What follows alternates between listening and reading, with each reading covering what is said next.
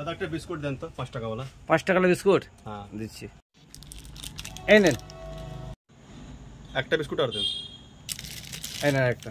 কত পয়সা হলো? পয়সা দান হিসাব করে বলছি। তাহলে আপনার দুটো বিস্কুটের দাম হলো, একটা বিস্কুটের দাম হলো 5 টাকা আর 5 টাকা। তাহলে আপনার দুটো বিস্কুটের দাম হলো 55 টাকা। হলো 55 টাকা। দাদা আমি দুটো নিব না, একটাই নিব। একটাই নিবে? হ্যাঁ দুটো নিব না আমি। তাহলে কত হলো হিসাব করেন। ঠিক আছে আমি হিসাব করে বলছি একটা বিস্কুটের দাম কত হলো। একটা নেবেন তো? হ্যাঁ একটা বিস্কুট ফেরত দিলেন আর 5 মাইনাস করে দিচ্ছি, মাইনাস। তাহলে আপনার হলো একটা বিস্কুটের দাম 50 টাকা। মাস্টারমশাই একটা বিস্কুটের দাম 50 টাকা। একটা ফেরত দিলেন তো? 50 টাকা। আমি তো একটা বিস্কুট নিয়েছি। আমি আপনার বিস্কুট নেব না, চললাম বাড়ি। আমি চললাম বাড়ি।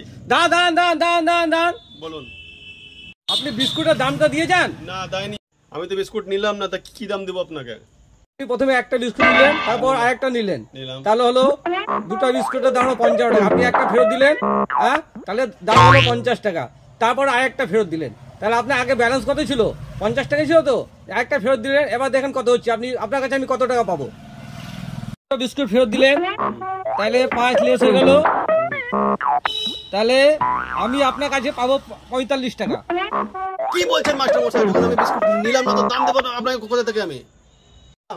দান দান আপনি পয়সা না দিয়ে যেতে পারবেন না, আপনাকে পয়সা দিতে হবে। আমার তো হিসাব ঠিক আছে, আমার তো হিসাব ঠিক আছে। দেখেন আমার কি হিসাবে ভুল আছে? আপনি ওই হিসাবে আপনার ভুল আছে। আপনি পয়সা না দিয়ে যেতে পারবেন না।